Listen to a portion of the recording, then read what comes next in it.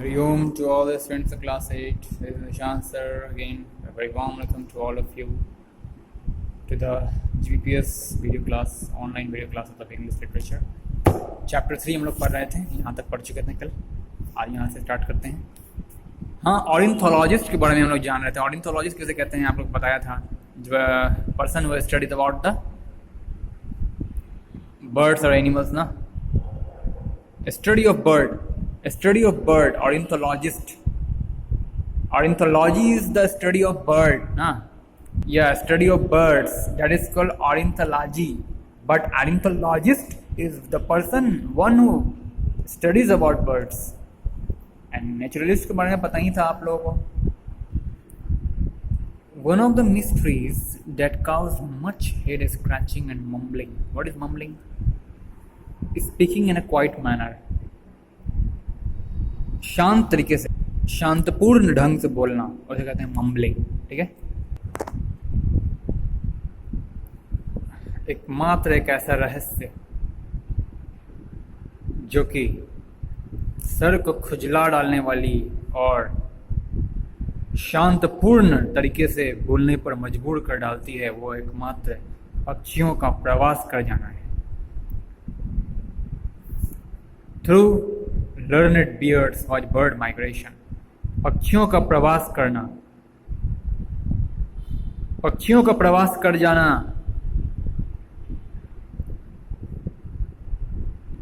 कहने का मतलब है कि पक्षियों का एक स्थान से दूसरे स्थान पर माइग्रेट कर जाना, प्रवासित हो जाना, ये एक ऐसा रहस्यमय है. इसके पीछे एक ऐसा रहस्य छिपा है जो कि अधिक मात्रा में किसी भी व्यक्ति, किसी भी लर्नेड बियर्ड्स, किसी भी ख्याति प्राप्त बियर्ड्स के लिए यह रहस्य अत्यंत सर को खुजलाने वाली और मौन पूर्वक बातों को कहने वाली होती है. किसी भी लर्नेड बियर्ड्स के लिए, मतलब किसी भी लर्नेड बियर्ड्स के लिए, किसी भी ख्याति प्राप्त सम्माननीय किसी भी बियर्ड्स, कहने का मतलब पक्षियों के बारे में अध्ययन या साथ उन्हीं से संबंधित कोई व्यक्ति लोग होते हैं, उन्हीं से संबंधित पक्षियों के क्षेत्र में काम करने वाले जो संबंधित लोग होते हैं, उसे कहते हैं लर्नेड बियर्ड्स. तो लर्नेड बियर्ड्स के द्वारा एक बहुत ही भारी मात्रा में उनके लिए सर को खुजला डालने वाली एवं शांतपूर्ण होकर के किसी भी बात को कहने पर मजबूर कर डालने वाली एकमात्र पक्षियों का एक स्थान से दूसरे स्थान पर प्रवासित हो जाना, यह एक रहस्य. पक्षियों का एक स्थान से दूसरे स्थान प्रवास कर जाना, यह एक ऐसा रहस्य अपने आप में रखे हुए है जो किसी भी लर्नेड बियर्ड्स के लिए बहुत ही सर खुजलाने वाली एवं शांतपूर्ण होकर बोलने वाली घटना के समान. समझ गए? मतलब एक ऐसा रहस्य जो किसी भी लर्नेड बियर्ड्स के लिए सर खुजलाने वाली एवं मौन पूर्वक शांतपूर्ण होकर कहने वाली जो घटना है, वह बर्ड माइग्रेशन को लेकर है. बर्ड माइग्रेशन एक ऐसा रहस्य छोड़ जाता है. ये पक्षियां कहाँ कहाँ प्रवासित कर जाती हैं, इसके पीछे एक ऐसा रहस्य छिपा है जो कि किसी भी लर्नेड बियर्ड्स के लिए सर खुजला डालने वाली एवं मौन पूर्वक कहने वाली घटना के समान हो जाती है. Large flocks of thousands of birds left a place and came back a year later around the same time and sometimes on the very same day. हजारों की संख्या में पक्षियों का वो दल left a place, जगह को छोड़कर चले जाते हैं और एक साल के बाद उसी स्थान पर, उसी दिन, उसी समय पहुंच जाते हैं. कभी कभार उस दिन पहुंचते हैं, कभी कभार उसी दिन पहुंचते हैं जिस दिन वो वहां से प्रवास कर गए थे. वो हजारों की संख्या में पक्षियों का वह दल जिस दिन उस स्थान को छोड़ करके निकले थे, ठीक उसी दिन वो वापस अपने स्थान पर पहुंच जाते हैं. तकरीबन एक साल के बाद या फिर उसी समय एक साल के पश्चात, come back year later around the same time, मतलब उसी वक्त जिस वक्त वो वहाँ से उस स्थान से प्रस्थान किए थे, उसी वक्त 1 साल के पश्चात वो वहाँ पहुँच जाते हैं, वो वहाँ पहुँच गए, या फिर कभी कभार उस दिन पहुँचते हैं जिस दिन वहाँ से प्रस्थान किए थे। आखिर वे कहाँ जाते हैं? ये पक्षियाँ कहाँ चले गए हैं? Where did they go? ये पक्षियाँ कहाँ ही चले गए हैं और वापस अपने ही स्थान के बारे में वो पता कैसे कर लिए? And how did they find their way back? वापस अपने स्थान जिसको प्रस्थान किए थे उसके बारे में पता वो कैसे किए हैं? Some early naturalist, कुछ पौराणिक नेचुरलिस्ट लोगों का यह विश्वास है कि they hide in the bottom of the sea, वे समुद्र के गहराई में छिप जाते हैं। To rise like the phoenix in the Greek legend. Phoenix, Greek की भाषा में फोनिक्स क्या है? It is a bird that dies in a show of flames. जो फ्लेम्स के शो में या फ्लेम्स के शो में समाप्त हो जाते हैं, मृत्यु को प्राप्त हो जाते हैं और फिर से जन्म लेते हैं उसके राख से। यानी कि फ्लेम के पास जा करके, फोनिक एक ऐसे पक्षी होती है फोनिक्स जो फ्लेम्स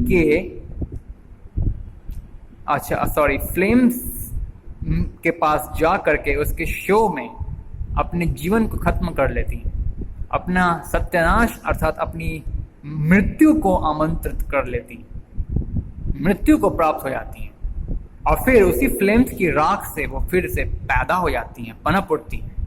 उस पक्षी को फोनिक्स कहा जाता है। तो कुछ नेचुरलिस्ट का मानना है, विश्वास है कि वो समुद्र की गहराई में जाकर के छिप जाते हैं और एक फोनिक्स की भांति वो प्रकट हो जाते हैं। Of course, scientific study and discovery had progressed much further by the time Salim Ali arrived on the scene. मतलब वो समय जब सलीम अली पक्षियों के बारे में काफी कुछ जान चुके थे, तब तक वैज्ञानिक अध्ययन और खोजें काफी हद तक प्रोग्रेस कर चुकी थी। उस समय तक जब सलीम अली पक्षियों के बारे में कुछ जान चुके थे,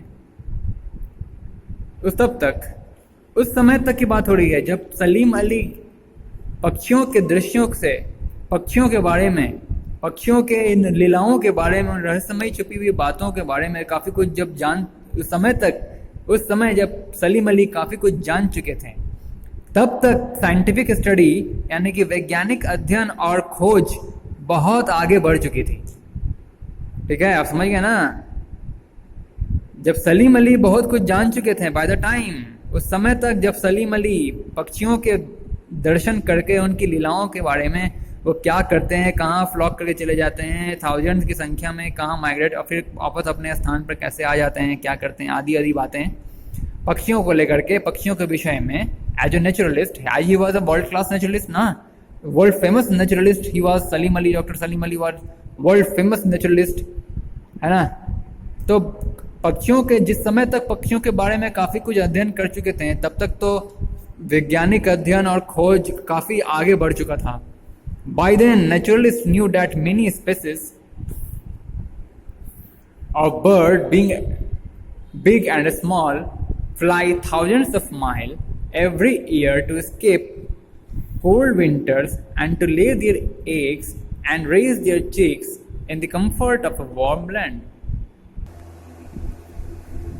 By then, naturalists knew that many species, हाँ, मतलब उस समय तक काफी नेचुरलिस्ट ये जान चुके थे, ये जान गए थे कि सर्दियों के मौसम, जो आने वाली सर्दियों के मौसम से बचने के लिए वो प्रत्येक साल वो पक्षियों के कई प्रजाति, छोटे और बड़े, हर साल वो हजारों की माइल उड़ जाया करते हैं।